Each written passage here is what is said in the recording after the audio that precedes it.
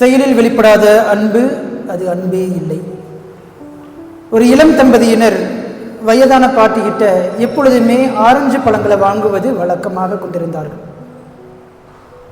அப்படி எப்பவுமே ஆரஞ்சு பழங்களை கிட்ட அந்த பாட்டிக்கிட்ட வாங்கும் பொழுது அந்த ஹஸ்பண்ட் ஒரு பழத்தை மட்டும் உரித்து அதில் ஒரு சொலையை எடுத்து சாப்பிட்டு, ஸோ என்ன புளிக்குது, எப்போ பார்த்தாலும் என்னை ஏமாற்றி என் தலையில் இந்த பழத்தை நீ கட்டி விட்டுடுற, என்ன இப்படி புளிக்குது, இதை எப்படி நான் வாங்குறது அப்படின்னு சொல்லி அந்த பாட்டிமாட்ட கேட்குறாரு.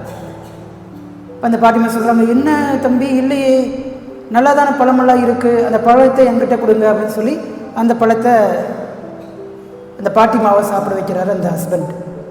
சாப்பிட்டு முடிச்சதுக்கப்புறம் நல்லா தானே இருக்குது அப்படிங்கிறாங்க.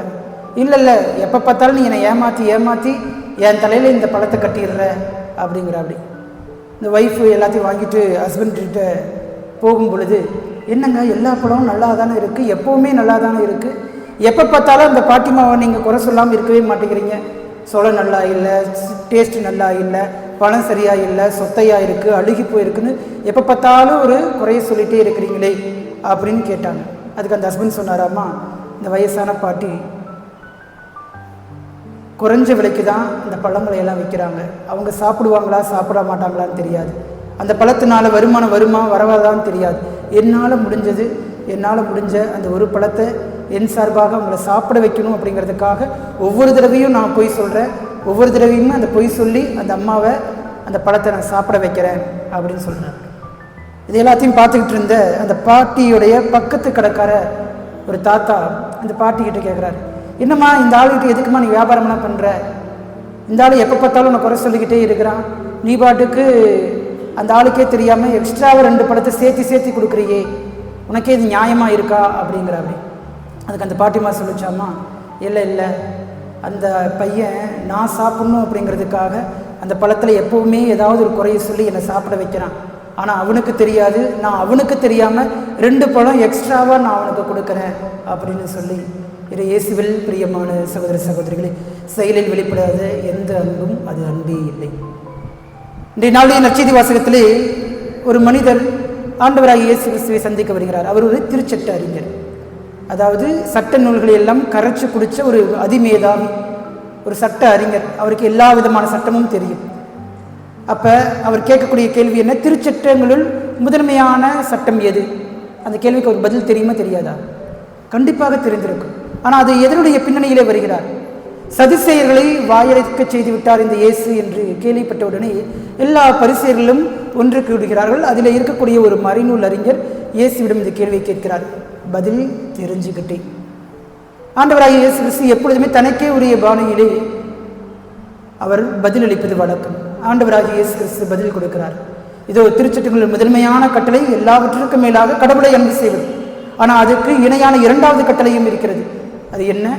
உன்மீது நீ அன்பு கூறுவது போல உனக்கு அடுத்திருப்பவர் மீதும் அன்பு கூறுவாயாக என்று. இவ்வாறு மறைநூல் அறிஞர்களையும் வாயெடுக்க செய்கிறார் ஆண்டவராகிய இயேசு கிறிஸ்து. பிரியமான சகோதர சகோதரிகளே, அன்பு என்பது அடக்கப்பட வேண்டியது அல்ல, மாறாக ஆளப்பட வேண்டியது. என் பொண்டாட்டி எனக்கு அடங்கி இருக்கணும், அதுதான் அன்பு. என் கணவர் என்னுடைய முந்தானையிலே இருக்கணும், அதுதான் அன்பு.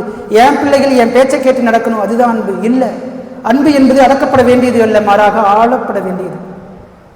அன்பு என்பது ஆராயப்பட வேண்டியது அல்ல, மாறாக அனுபவிக்கப்பட வேண்டியது.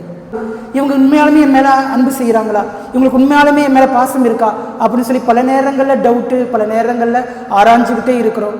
கடைசி வரைக்கும் கணவர் என்னை எந்த அளவுக்கு அன்பு செய்கிறார், மனைவி எனக்கு எந்த அளவுக்கு அன்பு செய்கிறார், பிள்ளைகள் என்னை எந்த அளவுக்கு அன்பு செய்கிறார்கள், என்னை பெற்றெடுத்தவங்க என்னை எந்த அளவுக்கு அன்பு செய்கிறாங்கிறத நாம் அனுபவிக்காமையே போயிடுறோம். அன்பு என்பது உரைக்கப்பட வேண்டியது அல்ல, மாறாக உணரப்பட வேண்டியது. ரொம்ப ஈஸியாக 3 லெட்டர் சொல்லிடலாம், I love you, I love you, I love you, I love you. It's very easy to say. ஆனால் வாழ்கிறதுங்கிறது ரொம்ப கஷ்டம், உணர வைக்கிறது அப்படிங்கிறது ரொம்ப கஷ்டம். அப்படி உணர வைக்கணும் அப்படின்னா உங்களுடைய எஃபர்ட்ஸ் தேவை. நீங்கள் எந்த அளவுக்கு ஒருத்தங்களை அன்பு செய்கிறீங்களோ அதை உங்களுடைய செயல்களில் காட்டணும், அதுக்கான எஃபர்ட்டை நீங்கள் போடணும். அன்பு என்பது உணரப்பட வேண்டியது, மாறாக உரைக்கப்பட வேண்டியது அல்ல. அன்பு என்பது வரையறுக்கப்பட வேண்டியது அல்ல, மாறாக வாழ விடுக்கப்பட வேண்டியது.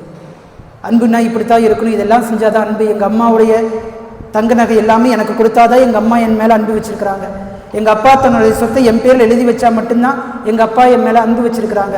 எனக்கு பிடிச்ச மாதிரி பைக்கு, காரு, நகை, நட்டு எல்லாம் போட்டு எனக்கு கல்யாணம் பண்ணி வச்சாதான் எங்கள் பெற்றோர்கள் என்னை அன்பு செய்கிறாங்க என்பது அன்பு அல்ல. அன்பு என்பது வரையறுக்கப்பட வேண்டியது அல்ல, மாறாக வாழப்பட வேண்டியது.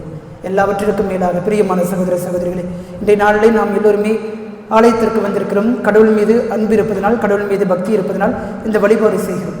ஆனால் கண்ணால் காண முடியாத கடவுளை அன்பு செய்வதற்கு அடிப்படையான காரணம் கண்ணால் காணக்கூடிய மனிதர்களை அன்பு செய்வதுதான்.